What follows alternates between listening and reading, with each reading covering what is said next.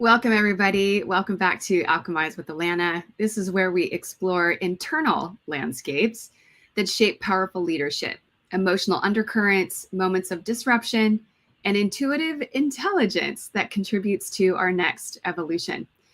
Today's conversation is meaningful and timely. And yes, I'm visiting family for Thanksgiving, so happy Thanksgiving to you. And I'm in my brother-in-law's man cave, where he is in love with Jeeps. So that's what you'll see around me.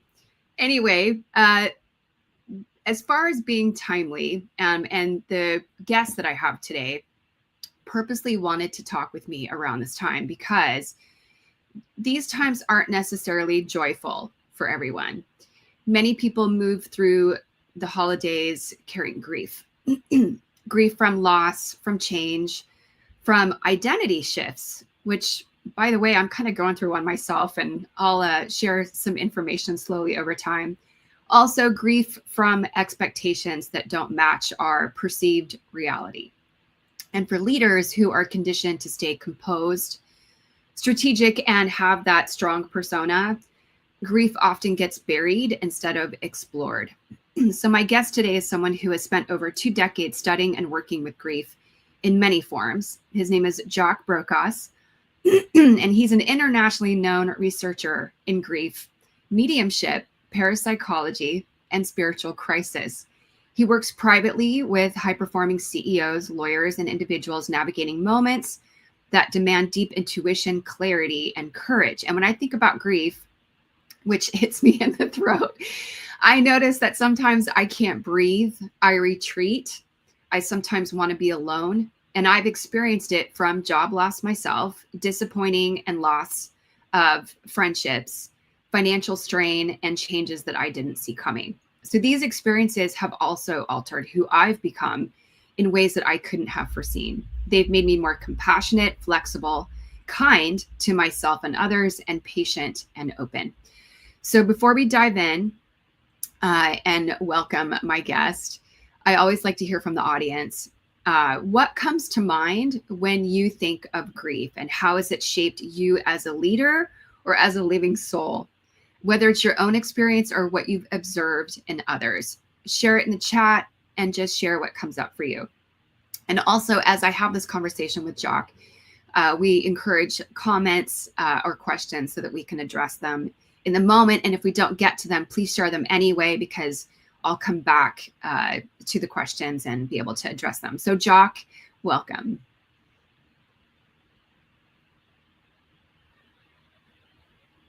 As we're waiting for Jock. Thank you, Alanna. Thank you for your wonderful welcome. I was wondering there if I had to press anything else. I've just been so confused with this platform. But thank you for having me on your podcast. Absolutely. So you've spent your life at the intersection of grief, intuition, and high-stake decision-making. And from your work as a medium and parapsychology research, and being called in for crisis situations like the LA fires that you were talking about, as well as guiding leaders and public figures who can't always show grief publicly. And you too have experienced profound loss. When we before when we met, you shared that you lost multiple family members just in the last year. That's right. We also talked about how this kind of work goes beyond just death. Yes. And you explore, and I appreciate this, grief as something that's very much tied to our identity, our work, meaning in our lives, sometimes trauma. And then I find this piece fascinating, intuitive forewarnings. So I'm honored to have you here because I don't talk about this very often, but this in the background, this is very much a lot of how I experience life and connect with my own spirituality. And so my first question for you is, being that grief isn't just about death, and it does relate to identity, faith, and the expectations that we carry, how do you define grief in a way that expands how leaders understand it? Quite simply, I mean, the best way to explain anything is to explain it in simple terms, but grief is a journey. And we have to look at grief as being that journey. And it's also to understand that grief is not something that we can heal. It's impossible to heal it. And when people talk about, I'm going to heal through grief, and we tend to then compartmentalize grief as a loss of just a loved one, someone with death and dying. We think of grief, we think of death and dying, and we think about that human death and crossing over to the other side.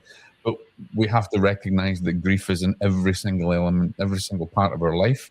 And so it's part of the journey of life. And I always say to people, no matter if you're a leader or whatever, executive, C-suite executive, a lawyer, military operative, grief is your greatest teacher, or it can be your greatest nemesis.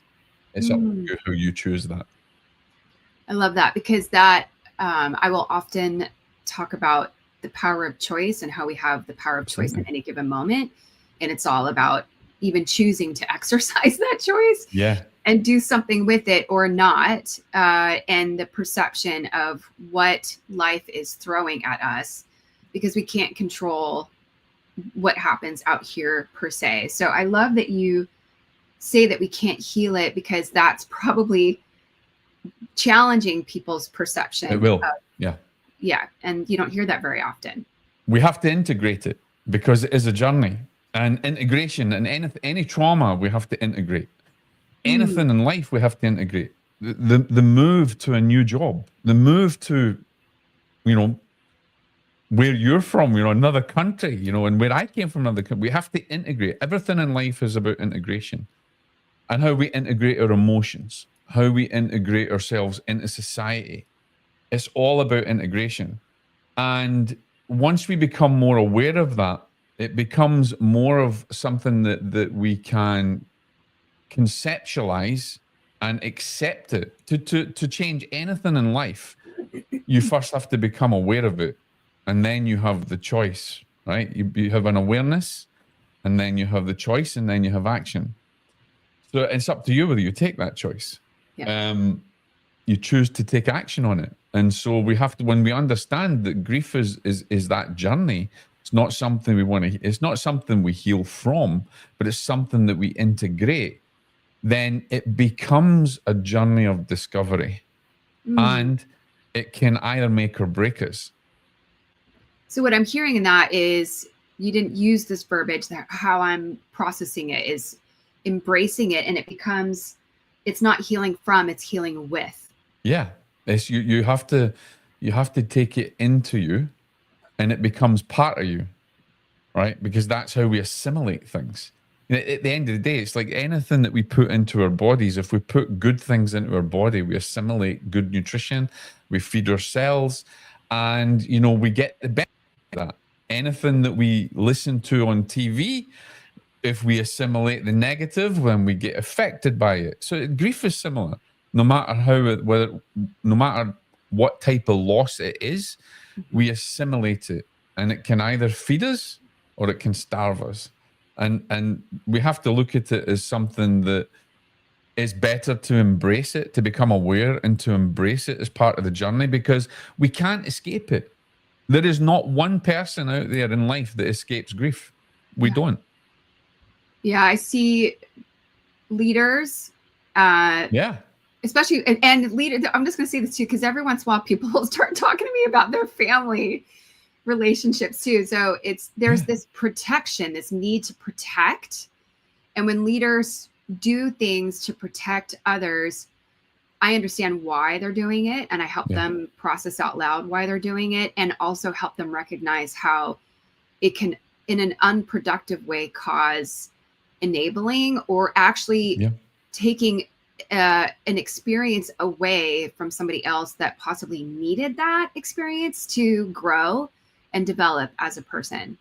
Absolutely. And also we mustn't forget as well, Alanna, that leaders don't escape it either. Whether you're famous, world famous, whether you are in a strategic role, or you are a leader of a multi-billion-dollar organization, yeah, I get what you're saying. You don't want to take that experience away from anybody, because it's part of their journey. It's how they grow. But also, a leader, unfortunately, is often held back is behind the curtain, because they have this perception, or others have an expectation of a leader, that they have to be strong, they have to make their decisions, they can't be seen to be weak, they can't be seen to falter in any way. But our greatest strength is in recognizing the emotions that we have. And what makes a great spiritual warrior is the warrior that is able to stand up and ask for help, rather than just hiding behind the curtain. I love that. It's about acknowledging the spiritual warrior in all of us. And really Absolutely. quickly, as far as acknowledging, I just want to say a quick hello to Braxton Whaley. Thanks for being here on the show with us. And speaking of, we also have Ted. Hi, Ted. And John. Thanks for being here. So one of the things that, in terms of ignoring it or not acknowledging it, like what happens when leaders don't acknowledge or ignore grief? When they don't acknowledge it and they ignore it, they actually get themselves into a spiral. They can go into what's called spiritual crisis, and that crisis can be a crisis of identity. It can also be a disconnect. Think about even the disconnection they have between their family life and their corporate life, or their company life, or even their disconnect as a leader. You know, if we look at special forces operations, military people, you know, they lose people on the battlefield, and they have to operate strategically, and they often have to close themselves off emotionally. But you find then that what happens on the aftermath is that they struggle and they suffer even more. So while a leader is going through this and they're not embracing, they're not integrating grief into their environment and their life, they're not only disconnecting from who they are, but they're disconnecting from the company, they're disconnecting from their passion, they're disconnecting from their meaning, they're actually disconnecting from self. And so they do themselves a disservice, rather than actually showing themselves as being strong and having no emotion and not dealing with it. At the end of the day, even Steve Jobs, he probably had more regrets at the end of his life than he did any other time, because you realize what then is more important. Yeah, and there's again, I'm also hearing in that the practice of avoidance, and Yeah. that comes up in some of my conversations as well. From, you know, and it's experienced as a disconnect, which can then, people will experience that from someone who is disconnected from themselves, or they're disconnecting from the emotional life of what's really going on, and others feel it, experience it. They might not always fully understand it or make sense of it, but they are. Can you, you know, and we get triggered also by some of the smallest things that can shift us in those little moments throughout the day. And it can even be like a memory from a smell, or like a sudden emotional shift. So can you share an experience that illustrates how grief lives in the everyday?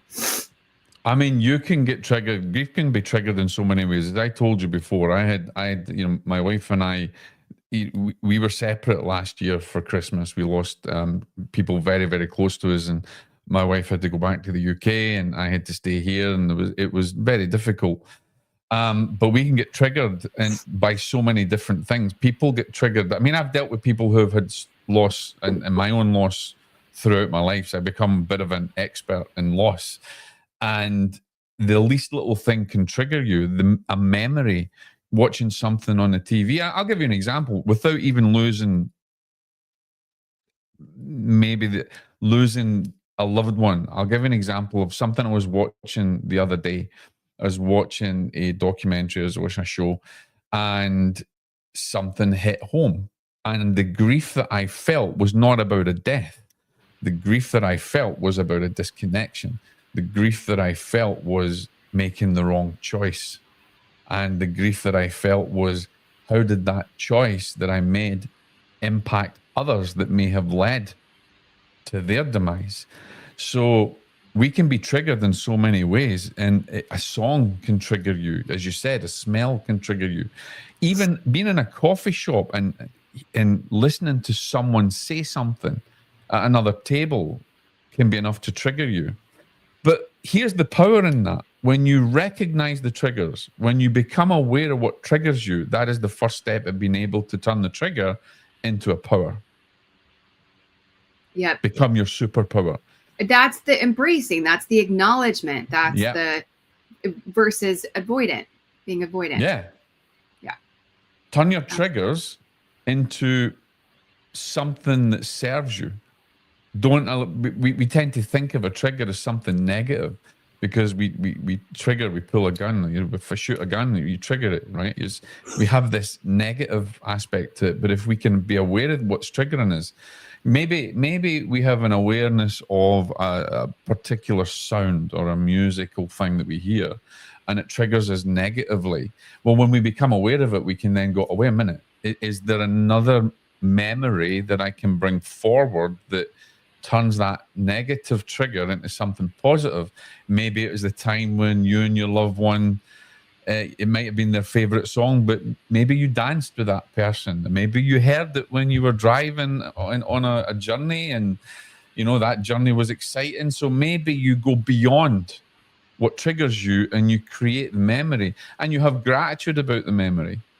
You start to have an element, and we're talking about Thanksgiving now, so we're thankful, so we can take a level of gratitude.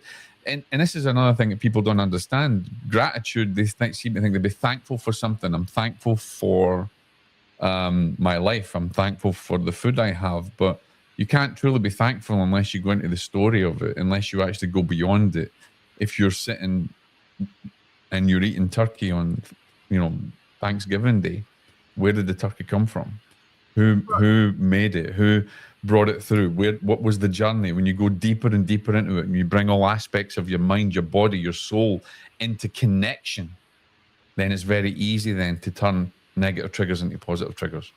Absolutely. Well, and with that too, being the holiday season and the timeliness of this, what I've noticed about people and working with lots of them over almost 21 years is there are people who, so there's the past, the present, and the future, right? Yeah. And there's some people who live very much in the past. They're very nostalgic. They're always showing old pictures, talking about old stories, back in the day, right? Or people that have passed on. And there's a really deep emotional connection to that. And then there's people that very much live in the future all the time. They don't acknowledge the past, possibly because it's too painful. And they haven't processed a lot of what's happened in their lives, and they're maybe not ready to. And, the readiness, that's another thing. Right. And then there's the present moment, where if you're just so in the moment, which can be a good thing, at the same time, if you're not acknowledging where you came from, if you're not acknowledging the things that made you who you are and the experiences that you've had that contributed to where you are today, and you don't have a vision for your future, then that can have an effect as well. But as far as the holidays and the emotional undercurrents that can be happening, what should leaders be paying attention to, either in recognizing what they're suppressing for themselves or people on their team? What should they be observant of? And life is about stories. We're great storytellers, and we can cope with things better when we tell stories. This is why before language came, memory was built on stories. I mean, if you go back to ancient Sumeria, or you go back to ancient tribes that didn't have language, this story, their stories were through their expressions, their art, and their creativity. And I think leaders have to become storytellers in their own lives. And when they become storytellers, they can also recognize the stories in others. And they can maybe listen to those stories, learn. The greatest power that we have is active listening. And when we listen to other people's stories, we become submersive. So I'll give you an example. I will never say to anybody, I'm sorry for your loss, because I'm not sorry for your loss. But what I'll say is tell me a story about that individual, or tell me a story about how you feel. Describe to me, something that happened to you, or something that made you smile. I never want to, feel someone's loss by, using that term, I'm sorry for your loss, because we can't, everybody's loss or everybody's experience is unique and different. But we can join in everyone's story. It helps us to tell our stories as well. And leaders, they may be storytellers in their business to develop leads, but they need to be storytellers in their life to be able to recognize the stories of others and to be able to serve others. And by learning and becoming part of their story, there's nothing better than becoming part of someone's story. I love that, because it's another form of acknowledgement that we've been talking about. And, you know, it's funny because I never felt comfortable saying that. And then there's the, you know, I don't even know, sometimes I'll say, I don't even know what to say. But what and I will sometimes say, and I'd love your thoughts about this too, is sending you condolences while you celebrate their life. Yeah. To remind them that, you know, having that person in their life, you know, it was, and it still is, a reason to celebrate. Absolutely. And you know, people can say things glibly because we have an expectation that we have to say, I'm sorry for your loss, or I'm you know, here's my condolences and things like that, where that falls on deaf ears because they hear it so many times. But if someone is heard and someone is not frightened to share how they feel, that can be such an amazing transformation. And it can help you turn a spiritual crisis into a spiritual emergence, if you like. You know, I often say to people who are grieving loss of people, and I'll give an example, you know, losing my mother-in-law last year, who I absolutely adored. I remember being in a coffee shop and the person, you know, asked, you know, how I was, and I just broke down, right? Some people, other men, may think that's a weakness, but to me, that was a strength. And then I could share in that story. And the minute I felt free to be able to express how I was feeling, I was then able to recount the things that made me smile, the things that made me laugh. And then they may come back and ask me questions, or they may even recount their own story, in which case we share. Yeah. You know, I think the Native Americans are great about sitting around in a circle and sharing a talking stick, because sharing is a problem. And you hear that. I can't remember the exact words, but sharing is a problem half. But who knows that in me telling my story, I may give someone the freedom of expression to share theirs. And isn't that a wonderful, beautiful connection that we can have? Absolutely. 100%. Yeah. So instead of saying, I'm sorry, because you can't, because that's what's expected of you. Right. Yeah. And it reminds, I'm going to be really cognizant of that going forward. Because I'm not sorry that that person was ever in their life, especially because they meant something to them. Yeah. Yeah. So for the audience, I know we've been talking a lot about the loss of people in our lives, but here's a question for the audience. What's one form of grief that you've experienced that wasn't about losing a person? How did you experience that? So this moves me into the next topic of understanding spiritual crisis in leadership. Yeah. Is that also, even though it's not talked about in that way, it can be experienced in that way. And, you know, you've worked with CEOs, lawyers, public figures, people who are always expected to be decisive and composed. So what does spiritual crisis look like in leadership, and why do you think it happens? Wow, spiritual crisis is very close as well to grief, but it's kind of different. A spiritual crisis can be the disconnection that you have in finding meaning in what you're doing. A spiritual crisis doesn't necessarily have to come from any dogmatic faith or any religious. You know, you could go into a spiritual crisis not knowing who you are, not feeling disconnected from your impact. You know, feeling that I'm around this hamster wheel, and why am I here? What am I doing? How much impact am I making? Does this really matter? Then it becomes an existential crisis that becomes a personal spiritual crisis, and you feel disconnected from everything. You don't You don't see everything the same. And spiritual crisis is something that Stanislav Grof dealt a lot with back in the day, and also Saggioli and some of these great philosophers, where they look at something that is not right in themselves or right in the individual. And a spiritual crisis can be an existential questioning, not understanding their place in life, not understanding their place in work, feeling that they're a fish out of water, and then having that confusion, which causes disconnection. And then you can go into, and spiritual crisis can be dangerous because it can lead you into mental imbalance, psychosis, even developing schizophrenia. Spiritual crisis is very, very, very important to understand from a leadership point of view. Your spiritual crisis could develop in a number of ways, and it doesn't necessarily have to come from loss. It could be coming from not sharing in the vision anymore. It could come from recognizing that the direction has changed and it wasn't where you wanted to go, or that you're not serving in the way that you wanted to serve. And a spiritual crisis could be that big question of why. How does cognitive dissonance play a role in that? Well, the cognitive dissonance is really, it's very unique, I think, because you tend to, you're questioning yourself. You may have a belief in something, or you may understand something, but it doesn't quite fit who you are.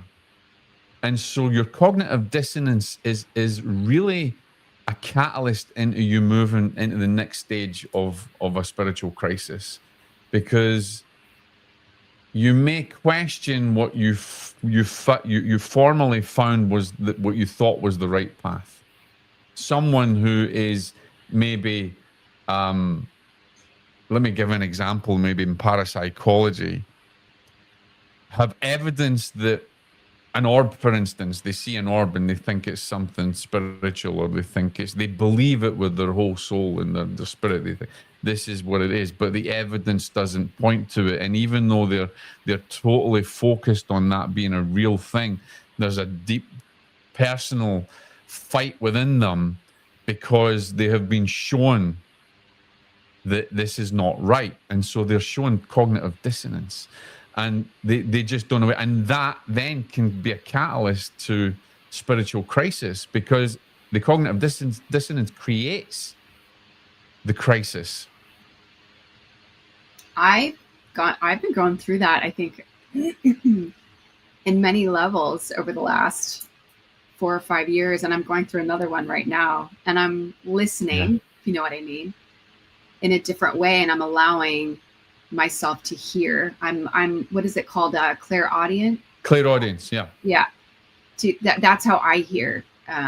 It's been very interesting. And with that, so in trusting what I'm hearing, what I'm seeing. Why is trust, or especially self-trust, often the breaking point for leaders in crisis? Oh my God, you're asking someone here who has a massive problem with trust. Oh my gosh, see, when I relate in that way, that is my biggest thing that I'm trying to have a breakthrough in right now. And me, for years, I have a problem with I have a problem with trust from various different levels of being let down. At one point in my life, I worked undercover. I worked in strategic security operations. It was very dangerous. There's elements of trust there. And then being intuitive, or utilizing the term psychic, can create a lot more distrust, because you kind of then know when people are lying to you or being deceitful, or you can feel inside of you intuitively, you just know things are not. So then it's a blessing and a curse to have a power of intuition inside of you. Everybody has it, but not everybody uses it to the full potential. And there's an element of people can become very intuitive or very psychic at a certain level, but some people can sing a beautiful aria, but there's other people that can't hold a note in a bucket, and if they're singing, you're like, oh my God, please shut up, because you just, but it doesn't stop them having these intuitive powers where, you know, everybody has it, but it can be a curse as well, because it can create distrust, and it has done with me. And I trust more of my intuitive feelings, and I trust more of the spirit. So I'll say to many people, and it's a bit of a laugh here. So anybody's ever watched that Meet the Fockers, and he has a circle of trust, right? Yeah. So I've only got like one person in my circle of trust. Everybody is so far outside that line, they're either on the edge of it or they're way over there. And it used to be a big thing in my family would laugh. It's like, you know, Jock's circle of trust doesn't exist. It's like a dot. It's not even wide enough to be a circle, you know? So I have a big problem with trust. But when I use my intuition, I find it's easier for me to become more trusting of the information that I'm receiving divinely or inspired than I can in the world and living in this material world. And that's a bit of a cognitive dissonance as well, because I find it difficult to relate and to trust people on this side, but I can trust more of my intuitive senses there. So an example, I mean, sometimes I'll work with lawyers, maybe work on very important cases that could people's lives could be on the line. Now I can take that very, very seriously. I can trust what I'm getting from the other side. I can trust that power and that connection. But it doesn't add up on this side, right? And so it is very important. So trust is a thing that I can teach it, I can talk about it, but I can't cope with it in my own life. And that's a curse. It is a curse that I'm working through. People laugh because I don't trust anyone. I said, don't trust anybody. I mean, if I'm listening, I'll listen to spirit. You know, I trust spirit more than I trust anybody on this side. And again, you know, it can become a bit of a curse, because, you know, when people are not being truthful or being deceitful, and that makes it worse. Yeah. Sometimes ignorance can be bliss, even though we kind of go against that, you know. But I'd rather know and trust my feelings than put my trust elsewhere. I completely relate to that. And the more that I do trust my intuition and my instinct, the more that I can see who's in front of me and what they're giving to me, and recognize yep or no. And then another piece of it is being able to communicate how to deal with it. And do it in a very graceful, compassionate way that feels true for me. And that's something that I also love helping my clients with as well in their own lives. How do you know, for them to trust their instinct, their intuition, and when they recognize something, what are you going to do with it? And then how do you communicate it? Because although, yes, we communicate in a telepathic, energetic frequency way, we also communicate with words. It's just part of our human experience. So I would consider myself to be a communication expert, and I give them the tools on how to do that, and then therefore redefine that relationship or whatever's going on for them. You know, also I think, Alanna, as well, it can become a superpower, but it can be so dangerous as well. I was once taken into a boardroom, and two people knew what I did and abilities that I had. I was just in as just an advisor, part of the team, and everything was fine in the boardroom. Things were moving, business was being discussed, but I find that there was so much untruth, there was so much lies, there was so much deceit, that when I helped the leader, the CEO, actually awaken to what had happened and what was not being said, it actually broke things right open, and it can become quite dangerous, because in that boardroom we uncovered not only deceit but stealing within the company, and relationships that were not supposed to be that we're having, and that was total ignorance. No one knew nothing before. Now, it did save the company hundreds of thousands of dollars. And so, but look at what it did to the leader, right? Because that, again, can be a spiritual crisis, because what they thought was totally secure and totally safe just cracks open. And they find that what they had trust in, they have now lost. So it's important that we teach our leaders to discern and understand the power of discernment, and to be able to utilize the strategic intuitive abilities in the right way, knowing that they've got to be open for the good and the bad. Yeah, that's funny that you say that, because something that I've gotten really conscious of is how we as a race have lost our ability to discern, to have critical thinking, to also with that practice foresight and see what's coming, to make more effective decisions, so that you can get ahead of it, and instead of that CEO being in that boardroom with you in that moment, having you reflect on what's already occurred, and then having to deal with that, making powerful choices as a result of having this new insight. Yeah, as like I said, it's a curse, and it's a hidden power that we all need to utilize.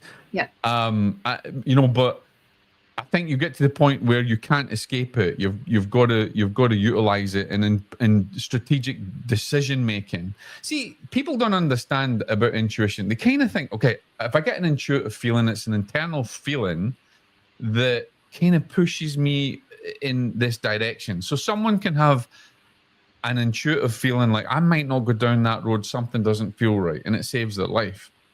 And that's a good basic level of intuition. Or maybe I need to do this today. I'm learning to listen to my clairaudience, my voice, my feeling, my clairsentience. But intuition, strategic intuitive intelligence, comes to the fore when you're in harnessing and discerning the power of your experience, what you have learned, your experience, and the power of your intuitive intuition.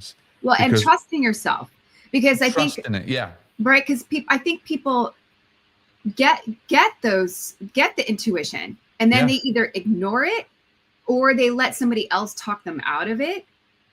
And a soldier, and here's the thing, like a soldier can be in a battlefield, right? So I'm an ex-veteran myself. So soldier can be in a battlefield, and if they didn't have military training, right, their intuition would mean nothing.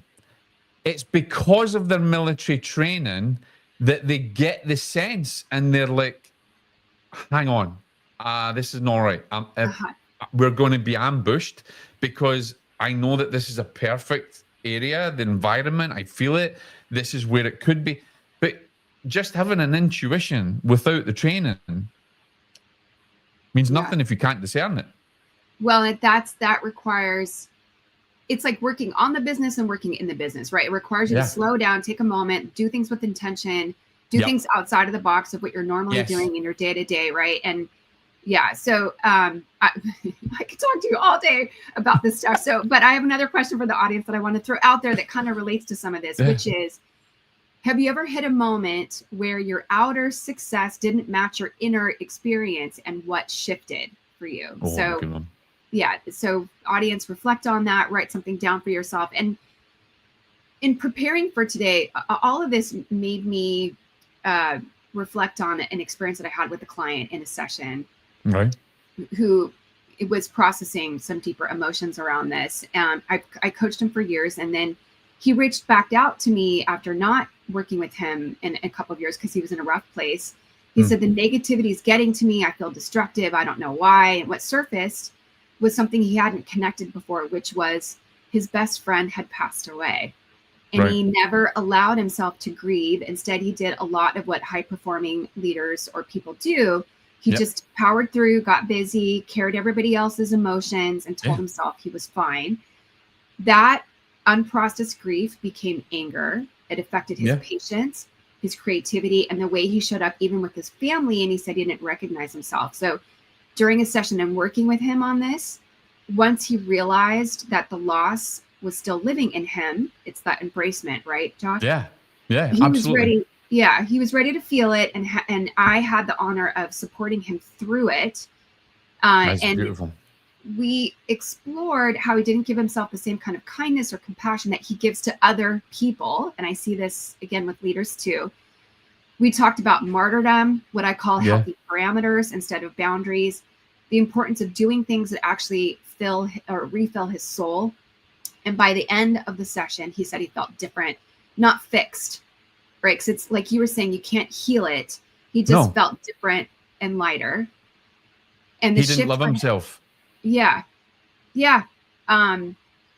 Yeah, so it felt it's interesting how we can process it in a certain way to feel more practical and reconnect with positivity in our lives. And then I loved hearing how he felt less burdened and that something for him released. And so this is where I want to share with the audience that I offer a service called the Resolve Session. It's just one session.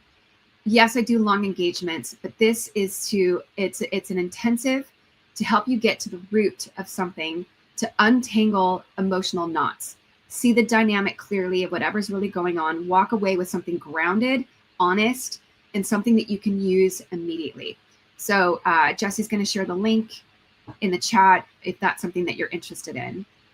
So for the sake of time, Jock, I need to move us forward into topic 3, which is strategic, intuitive intelligence for leaders. So I'm learning how to trust that more for myself. That's something that you practice also and are learning to trust for yourself more. Yeah.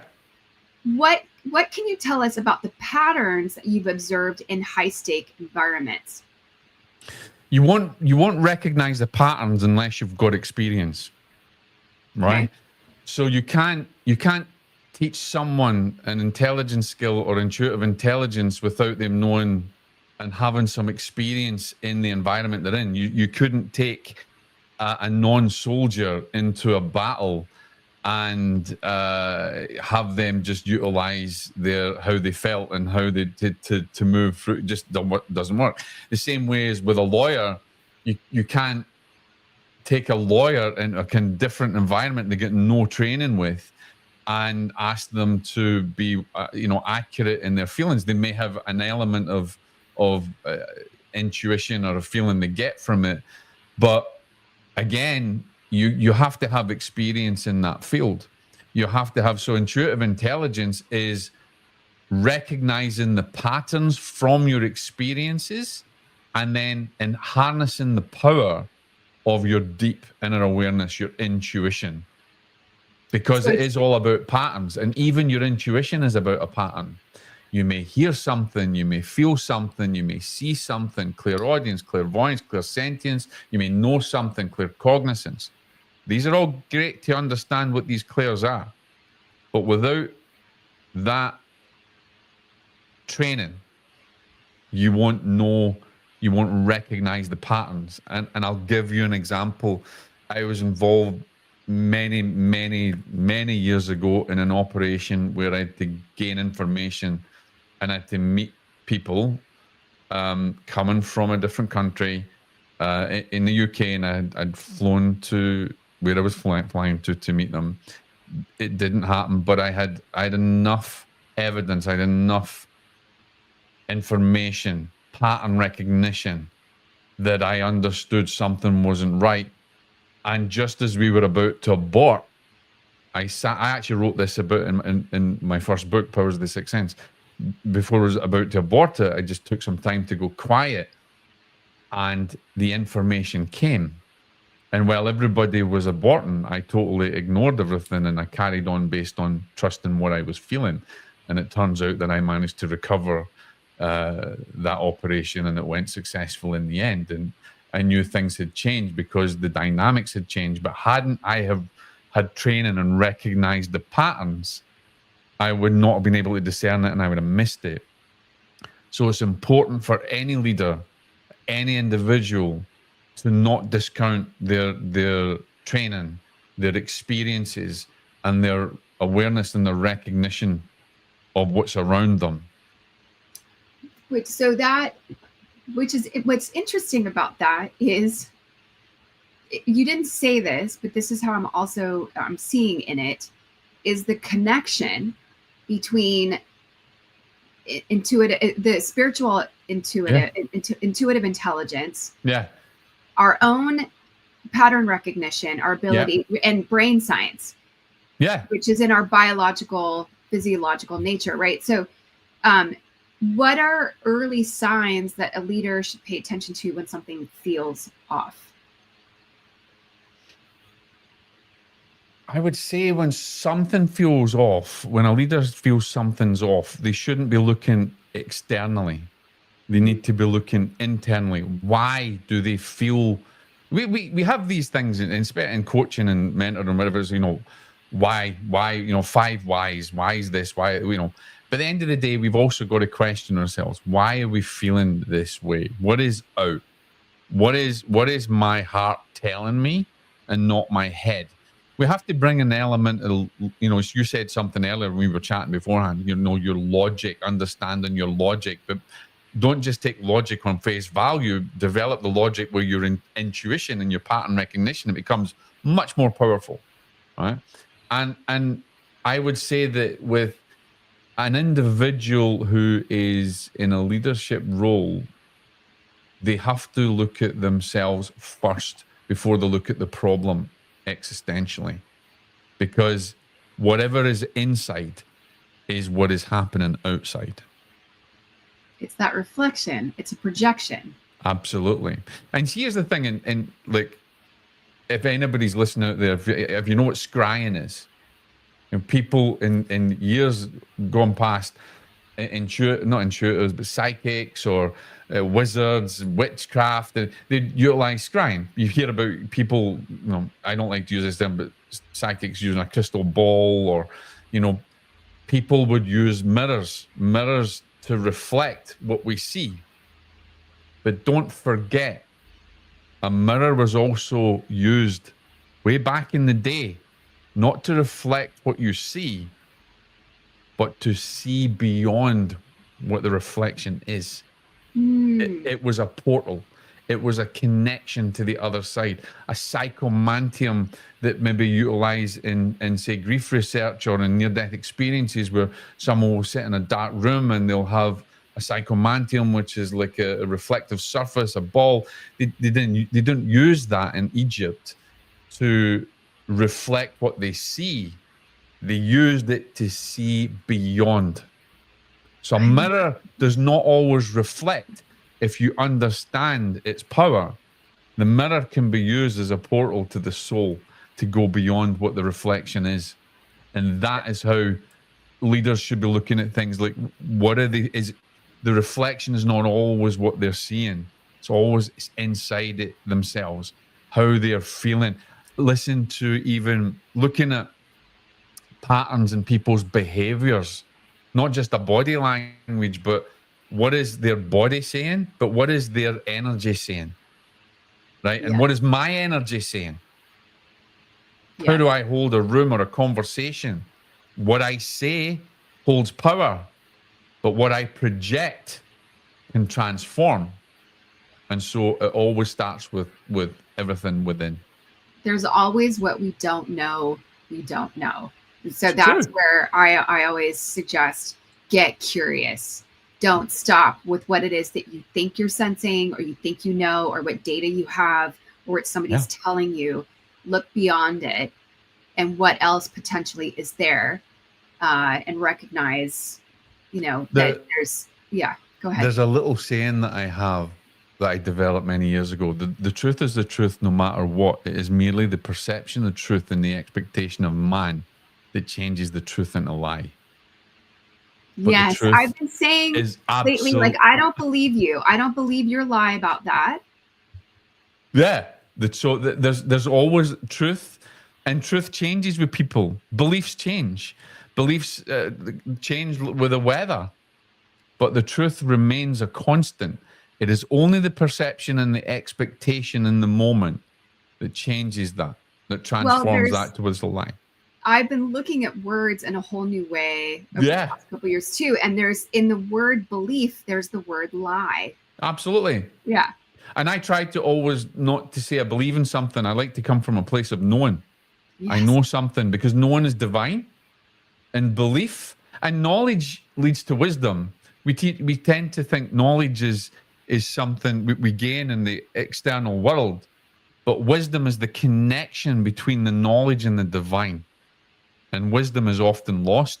It's like standing on the edge of that mountain. Like anybody who watched Lord of the Rings, I've said this in one of my things in my YouTube channel, other YouTube channel. If you watch Lord of the Rings, you see Gandalf is standing at the edge of the precipice. The orcs are chasing them. There's nowhere to go. And knowledge would tell you, we're done for. But Gandalf's wisdom already made the connection to the divine and knew that what they couldn't see existed.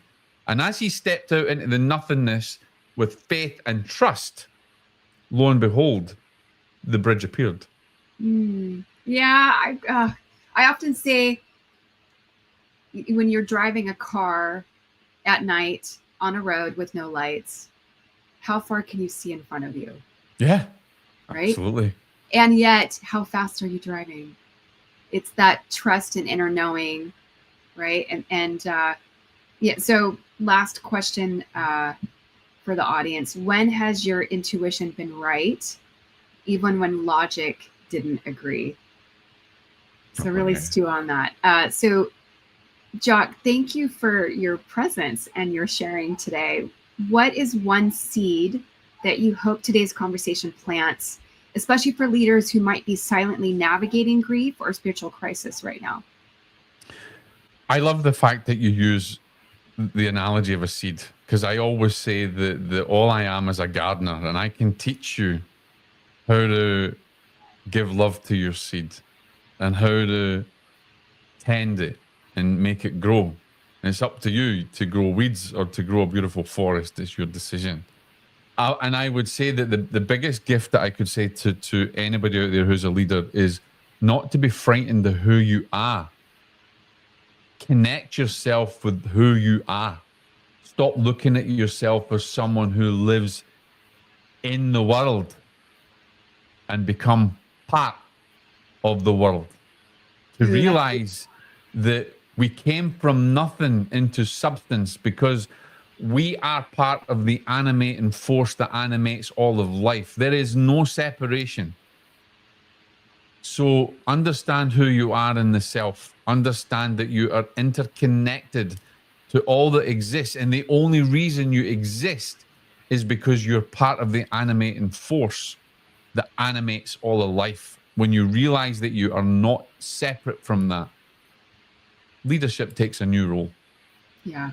We're not just a part of the ripple effect. We are the ripple effect. You are the wave. You are the wave. Yeah, I love this. All right. Well, where can people find you if they want to learn more about you or connect with you? I've got so many assets. So my main site that I talk about grief and everything else is jockbrocas.com. It's my personal site. When I'm working with leaders on different ways, I also have 21virtues.org, which is part of my mentoring, and it's private when I work with personal clients and things like that. But as I said to you earlier on as well, I'm also the founder. I'm the founder and the developer of a holistic network, and I'm also the founder and chief editor of Paranormal Daily News, which is one of the top parapsychology and paranormal magazines online in the world, which is respected as an academic source as well as a lived experience source. Send me that link. I might want to sign up for that. All right. Yeah, absolutely. I will do. Yeah. Absolutely. Yeah. All right. For those that are listening to this episode, I have a gift for you. In pretty much every session I do, sometimes using intuition and processing grief, I help clients with difficult decisions and hard conversations. And so I created the Conversation Prep Toolkit. It's a complimentary guide, so you can download it for free if you sign up for my newsletter. And it helps with moments where you can have more intention, less fear of hesitation, and words that actually land. So go ahead and do that. Jesse's going to share that in the chat. Also, if you're a leader navigating complex emotional or strategic moments, reach out directly. I'd love to work with you. And if today's conversation stirred something for you, again, navigating grief, identity shifts, using intuition or high-stake decisions, I invite you to stay connected. Subscribe to the show, leave a comment about what landed for you, and share this episode with someone else who needs it. So thank you for joining us for Alchemize with Alanna. Again, happy Thanksgiving if you're in the US, and we'll see you in the next episode.